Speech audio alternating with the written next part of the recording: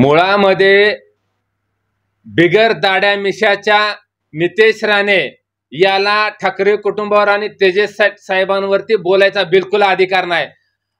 नितेश राणे, अरे बाबा, तुम्ही तुझं कुटुंब, सहकुटुंब, परिवार त्या अंबानीच्या अदानीच्या दरवाजात तुम्ही भीक मागत बसताय। त्यांच्या दरवाजामुळे तुम्ही येणं जाणं करून रस्ता पडलेला आहात। तुम्हाला हे बोलायचा अधिकार नाही। आणि तेजस साहेबावर तू जी टीका करतोय, मुळामध्ये तेजस साहेबाच्या नादाला बिलकुल लागू नका। तेजस ठाकरे साहेब हे बाळासाहेबांचा नातू आहे, विसरून जाता कामा नये। जर तेजस साहेबांनी नुसतं तुला खांद्यावर हात ठेवून जर दाबलं तर तू मातीत गाडला जाशील, तू सापडणार पण नाही। तुझी मिसिंग दाखल करावं लागेल, तू गायब झालेला लक्षात ठेव। तुझी भाजपच्या जीवावरची जी फडफड चालू आहे ना, ए नितेश राणे, तुझी जी भाजपच्या जीवावरची फडफड चालू आहे ना, ती फडफड फक्त 3 महिन्यापुरती लक्षात ठेव।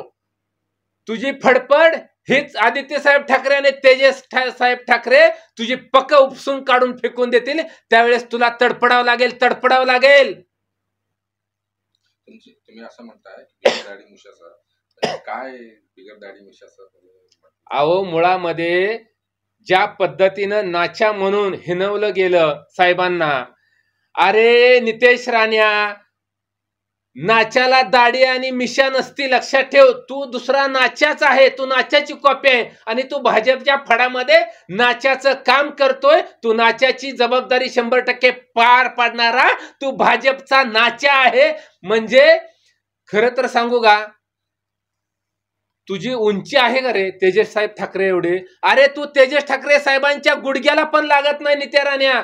तू जाताना जर धडकला तर तू बेशुद्ध पडशील। अरे त्यांची उंची कुठं, तुझी उंची कुठं? तू आता फक्त तुझं राहिले सुरलेलं 2-3 महिने तू बघून घे। 2-3 महिन्यामध्ये जर तुला काय करता आलं तर, नीट वागता आलं तर वाग। 2-3 महिन्यानंतर या राज्यामध्ये शिवसेना उद्धव बाळासाहेब ठाकरे साहेबांची सत्ता येणार आहे। त्यावेळेस या राज्याचा मुख्यमंत्री उद्धव बाळासाहेब ठाकरे असेल। त्यावेळेस तुझी भाजपच्या जीवावर भाजपनं तुकडे टाकून वाढलेली जी मस्ती आहे ती याचा मुडला सगळं उतरली जाईल। नेहमी शिवसेनेवर टीका करत असतात, तर काय म्हणजे कंटिन्यू? आता ही काय नवीन आहे का राव?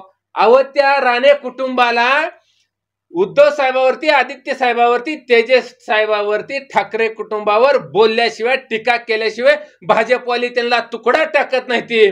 त्यांना पोटभर अन्न मिळणार नाही। भाजपनं बोली केलेली आहे, ज्या वेळेस भूक म्हणेल त्यावेळेस कुत्र्यासारखं भुकावं लागतं ह्यांना, म्हणून ते भुकतात, म्हणून ते टीका करतात। अन्यथा या लोकांना कुत्रं देखील महाराष्ट्रात कुणी विचारणार नाही।